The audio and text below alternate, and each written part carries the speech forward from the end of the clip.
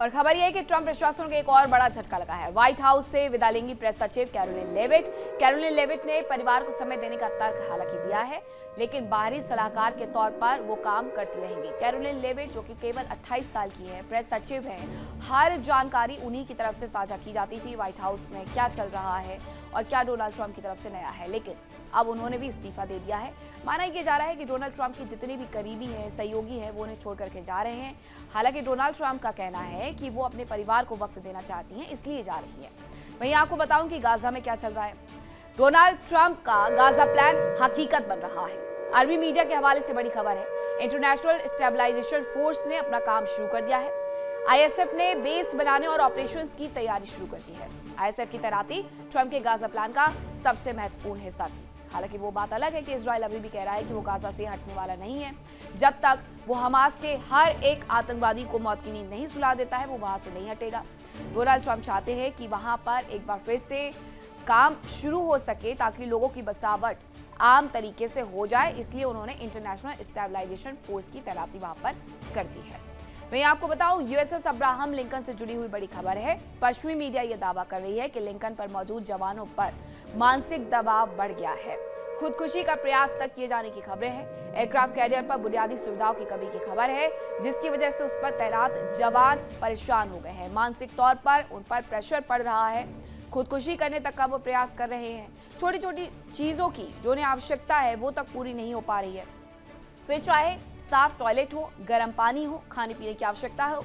अब आप सोच रहे होंगे कि अमेरिका की फोर्स नंबर 1 पर आती है, बावजूद उसके उन्हें इतनी सारी परेशानियों का सामना करना पड़ रहा है और इसी वजह से वो मानसिक दबाव भी महसूस कर रहे हैं। इजराइल के रक्षा मंत्री कार्ड्स का बयान आया है। उन्होंने कहा कि लेबनान, सीरिया, गाजा से हम नहीं हटने वाले हैं। इजराइल अपनी नीति पर कायम रहेगा। अब कार्ड्स ये कह रहे हैं, अब गाजा से भी नहीं हटेंगे, लेबनान से भी नहीं हटेंगे, तो गाजा में इंटरनेशनल स्टेबलाइजेशन फोर्स तैनात करके डोनाल्ड ट्रंप क्या कर लेंगे? क्योंकि वहां पर विकास की बात हो रही है, इंफ्रास्ट्रक्चर डेवलपमेंट की बात हो रही है, और जब गाजा में बार बार सिर्फ और सिर्फ त्राहिमाम होगा तो वहां पर इंटरनेशनल स्टेबलाइजेशन फोर्स कुछ नहीं कर पाएगी। वहीं ईरान से जंग में अमेरिका को भारी नुकसान हुआ, लेकिन उससे भी ज्यादा नुकसान राष्ट्रपति ट्रंप को हुआ है।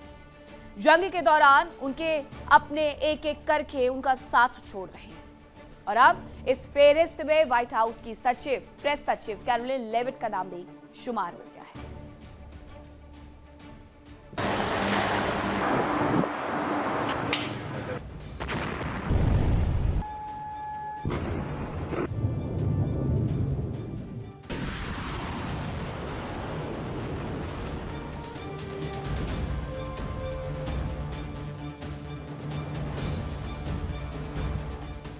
कैरोलिन लेविट डोनाल्ड ट्रंप के दूसरी बार राष्ट्रपति बनने के बाद मीडिया और व्हाइट हाउस के बीच एक मजबूत ब्रिज का काम कर रही थी। सरकार की नीतियों से लेकर जंग में सेना की रणनीति तक हर बात की जानकारी लेविट ही मीडिया को देती थी, या यूं कह लें कि वो मीडिया में व्हाइट हाउस का चेहरा बन गई थी। लेकिन अब लेविट ने व्हाइट हाउस को अलविदा कहने का मन बना लिया है। वो विदाई ले रही हैं।